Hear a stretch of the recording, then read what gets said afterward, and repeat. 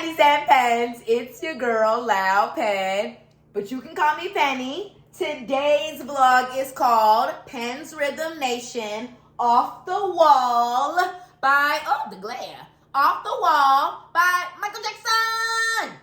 Michael Jackson.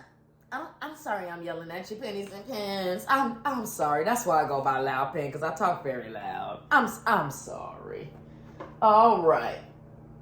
So now, this is one of the most iconic albums of all time. One of Michael Jackson's best albums, produced by Quincy Jones. Also, songs were written by Michael. Quincy did the production. It's iconic, okay, little baby. This album changed music. It just took music and whoo! Look at that. All right, so we're gonna talk about the album. All right, so let me go. Because see, on the record, it's like this. It's a full picture of Michael standing. Because see, some of y'all ain't never seen the actual record. You didn't know it did all of it because you listened to it on Spotify or Apple Music or something strange like that. I play the actual record. Y'all know I like that old school. Okay. Stop all of that. All right, so the first song is called Don't Stop Till You Get Enough. Keep on to the first stop. Don't stop till you get enough. Keep on to the first stop. Don't stop till you get enough. Pennies and Pens, I know I can't sing. I'm not an inspiring singer. I'm just shooting a YouTube vlog. If you want to go watch a vlog where somebody can sing on beat, on key, you go watch somebody else's YouTube channel. Don't you come over here with all of that. All right. But the song Don't Stop Till You Get Enough literally, again, changed the face of music. It is just one of the most iconic songs of all time. I just don't know a person who comes outside and says they don't know, or what do y'all do? So you really only listen to what's trending on Twitter and Spotify and Apple Music and Instagram-y and TikTok-toe. All right. You listen to what you want to listen to. I'm going to listen to what I want to listen to. This one of the best and most iconic R&B/pop albums of all time. Don't Stop Till You Get Enough is one of the just iconic what Michael did on that song. Now the next song on the album is Rock With You. And so what is beautiful about when you go from Don't Stop Till You Get Enough to Rock With You is that Rock With You is purely R&B. And that's what Michael was so good at that so many modern artists miss to this day. His roots were R&B, y'all. Rhythm and blues, okay? When Michael was a little boy, he got signed to Motown Records with his brothers, Jackie, Jermaine, Tito, Marlon. Then it was Michael, the Jackson 5, the famous, iconic band that Michael was in with his brothers. Oh, Lord. People on the internet didn't know that. Oh, Jesus. What has the internet come to? Later on, Randy, the younger brother, joined the band. They changed the name to The Jacksons.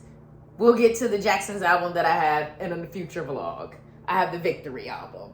Anyways, his roots, because they got signed as the Jackson 5 to Motown, which was mostly producing R&B music. Maybe a little soul here and there. It was R&B. It was before the music industry got all modern and people were trying to mix 10,000 different genres into one song. They just knew that they was R&B. They knew they was jazz. And that's what they did. But now, it's a little random. Anyways, what's it called? So we're going to Rock With You. Rock With You is a beautiful R&B song. The lyrics are it's a very soothing, comforting song, but still a vibe to it too. Cause you know, it's like, I wanna rock with you all night, dance you into sunlight. You know, so Michael, he knew his roots were R&B. So even later on in his career, when he started doing a little bit more of a pop vibe, it still had this R&B base to it. You know what I'm saying? And that's also probably too because of Quincy Jones and his influence as the producer of Michael's first 3 albums. Okay, so the next song is Working Day and Night. This song is dope too because like Michael was kind of venting in this song. Michael was like, girl, you got me working day and night. Got me working day and night. And Michael was like, I'm tired. Shit. But listen, babe, she wanted, babe, apparently she needed a new dress. She needed some new shoes. And Michael had to get it for her. So Michael, he had to work day and night. Po little baby Michael. Po little baby Michael. All right, I keep having to flip the album to not read it upside down. Okay, so then the last song on, well, side 1, because on the record, for those that don't, let me demonstrate real quick, because some of the folks on the internet, they too embarrassed to admit it, but they really don't know. When you have a vinyl record, you have songs on side 1. In order to play the rest of the album, you have to flip the album on the turntable and play side 2, okay? I got a different record on the turntable right now, so I can't actually demonstrate it, but that's to kind of give you guys a somewhat visual, okay? Some folks, I mean, I'm a millennial too, y'all. So when I first started collecting records, I did not understand. I had to Google some things. So I'm not judging because I understand. All right, so get on the floor. What is so beautiful that I love that I'm not going to imitate about Get on the Floor is that his vocals in this song. Woo! Get on the floor and dance with me. Again, I'm talking it. But y'all, if you play this album, you're going to be like, oh, Lord, them vocals is good. Oh, Lord. They good, honey. They good. Oh, they good. Great job, Michael Jackson, on your song. All right, so now we get to side 2. Remember, we flipped the record so we can actually hear the rest of the album. So the next song is called Off the Wall. Okay, so that's the name of the album, right? The iconic album, first solo album by Michael Jackson. Because remember, y'all, he was in a band with his brothers.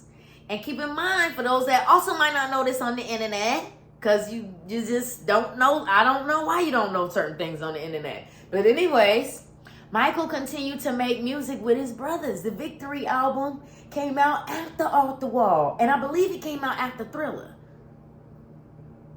For those of y'all that think that Michael just dissed his own brothers, no, he really did not do that. He was still working with, they his brothers. Anyways, on this song, I don't forgot the name of the song because I was babbling so much. Off the Wall, the title song.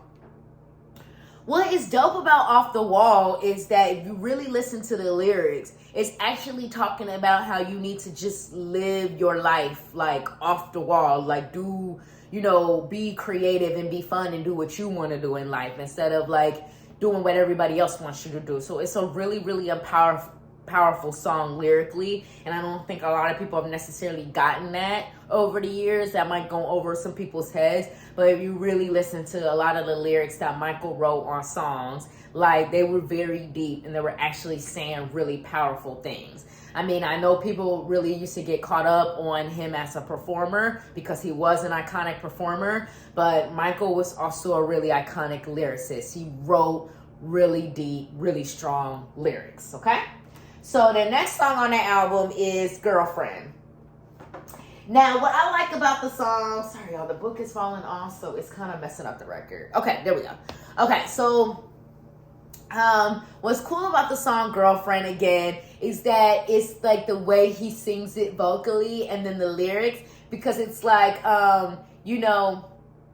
basically Michael and his girlfriend, they've been kind of messing around behind somebody's back.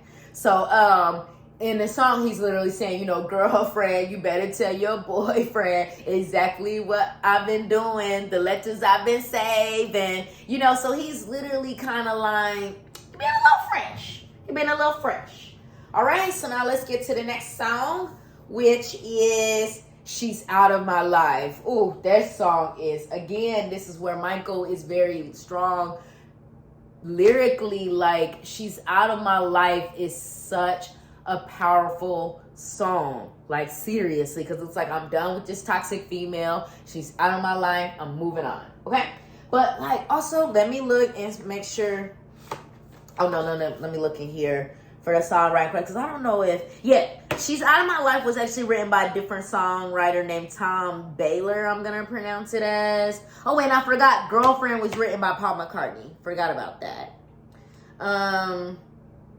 Get on the Floor, Michael wrote Working Day and Night. Rod Temperton did Rock With You.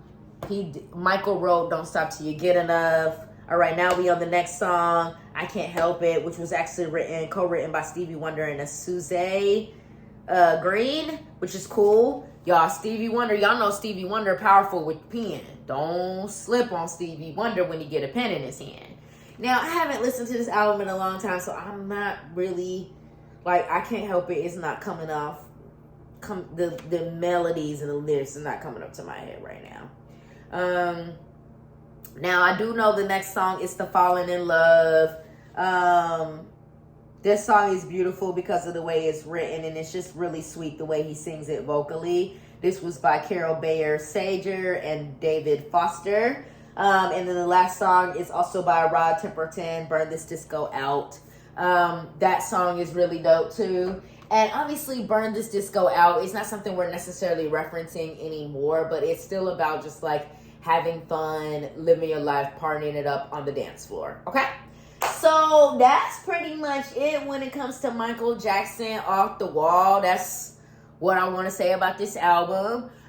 Be on the lookout for future vlogs about Michael Jackson, because I'm also going to do something on Thriller and Bad, because I also have those records as well. And then I'm also going to do future vlogs.